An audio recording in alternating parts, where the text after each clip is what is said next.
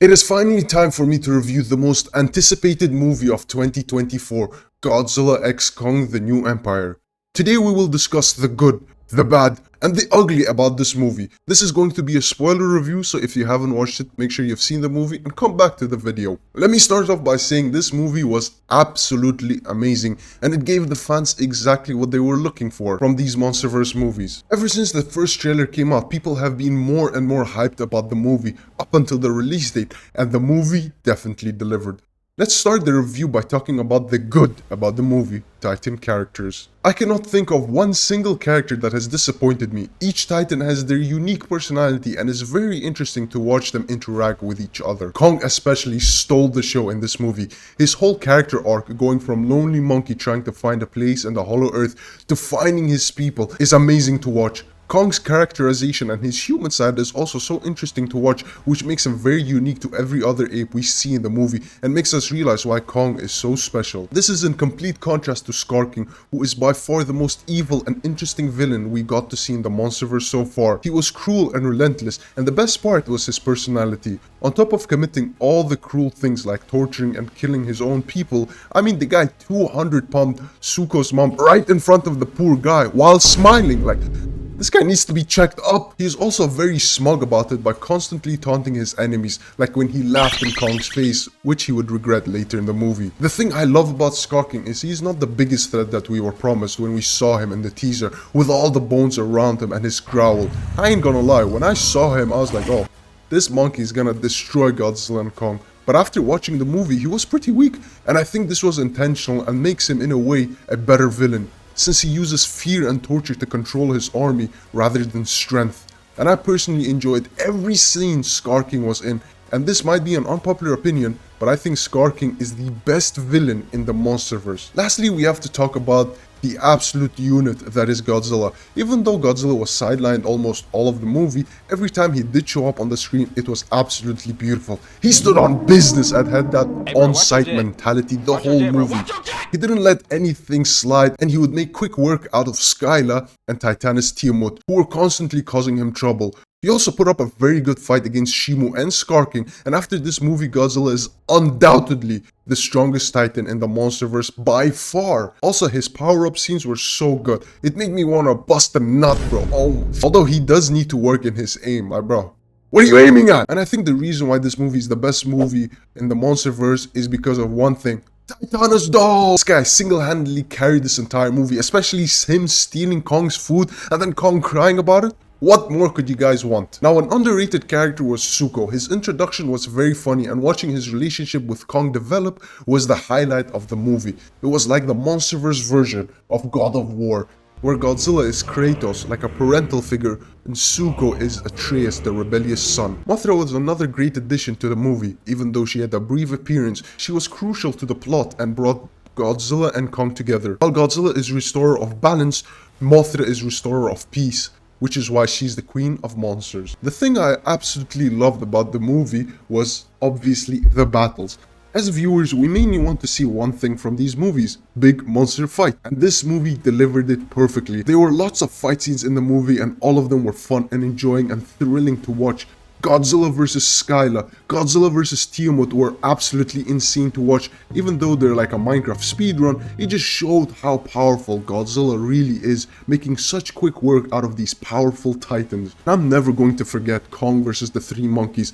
And I mean, Kong used Zuko as a weapon, beating the living shit out of the three monkeys. Like, how can you not like that scene? It was perfect, just perfect, and just shows you how much better Kong is than the other apes. The next battle was Godzilla vs Scar King, where we truly started to realize that maybe Scar King isn't as strong as he seemed to be, but despite that, he seemed more agile and experienced than Kong. We also got to see Godzilla vs Kong Part 2. Surprisingly, this time Kong actually put a better fight against Godzilla. However, people seem to forget that there's no way Godzilla would die from one punch, so it ends up annoying him even more, so he decided to finish the fight, but luckily, Mothra was there to save the day. And finally, we got the final fight with all the Titans involved. This was absolutely insane. The battle was very creative and unlike anything we've seen before, even making some parts of the battle in zero gravity. Watching Godzilla swim, jump around, beating monkeys was definitely something I've been missing in my life. And I just want to point out, look at the difference between Kong when he got frozen by Shimu. He nearly died. He needed a metal arm, but Godzilla when he got frozen, he shaked it off like it was nothing. The fight wasn't as long as I would liked it,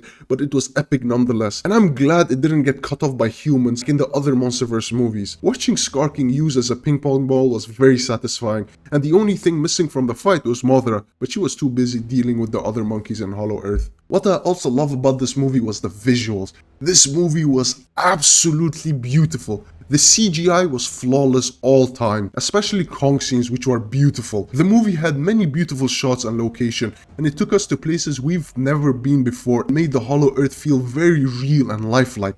It gave us new creatures such as the giant eel Kong fights and brought back some old creatures that we were familiar with such as Dauk and Warbats. Also, it introduced us to more lore and history of the place, from cave paintings to giant mysterious skeletons. The movie did a great job in world building and expanding upon the monsterverse, something that I think Godzilla vs. Kong didn't do much of. Lastly, another aspect the movie got right is balancing. What I mean by this is that every titan were balanced and the power levels fit the characters perfectly. No one was too overpowered, no one was too weak, everyone had their role to play. Kong was not nerfed and put up a very good fight against everyone, and you could see his strength when he fought the other monkeys, and he did really well against Godzilla, who he did much better against the second time he tried. Scar King was not too strong, instead he was smart and agile when fighting. Lastly, Shimu was an absolute beast. Although I didn't think she was going to beat Godzilla, she put up a really good fight, even tanking his atomic beam and throwing Godzilla around at some points. Everybody had their parts to play, and in the end it played out perfectly as they didn't fluctuate their powers and kept it consistent throughout the movie. Although the movie was amazing, there were however a few things that I wasn't the biggest fan of. Firstly, it was the human characters, and I know no one goes to these movies expecting a good human story. Most people don't even care. However, this movie probably had the worst human story in the monsterverse so far. Some character decisions were really dumb, and some characters were straight up annoying. Like, why is he here, bro? This guy is a janitor with a podcast. Imagine I made the Tesla podcast and I started working for Elon Musk now. But it makes no sense. I also don't really understand the connection between Gia and Mothra. They should have kept her connection with Kong, as it made no sense why she's the only one that could make Mothra come back. I really think the human story made no sense and genuinely was unbearable to watch. Not a single character was interesting, not even the Hollow Earth people who can talk without talking. Like, that makes no sense. This movie had the worst human scenes and human plot, and I think it could have been 10 times better if they brought better characters from other Monsterverse movie, like this guy or even this guy, and not shove us with useless, unfun characters. It would have been nice for a change to have a good human story like we got in -1. Lastly, what I also didn't like about the movie was the pace. I think the first half of the movie was paced perfectly. Kong's progression and Godzilla fighting and seeking radiation was all done well. However, the pacing starts to pick up and become too fast in the second half of the movie. The second half seems to go by really fast and there isn't time to breathe. It seems like they just wanted to get to the end as fast as possible, and it would have been nice to have some breathing scenes where we got more screen time with some of the characters. For example, we should have got a longer reunion with Godzilla and Mothra. Another example would be how Kong needed more time to heal his hand. As soon as he put the glove on, it is magically fixed using the glove. Or Mothra's resurrection should have been longer, like in Godzilla King of Monsters, where the music, the visual, the pacing was just perfect. But in this one, nope, Mothra just TP'd, spawned, and then dipped. They didn't even put Mothra's theme song, instead some goofy song. Another example is in the end, it would have been nice to see the Titans interacting with each other, like how Godzilla seeing Suko or Shimu, but nope, we got 2 seconds and on to the next scene.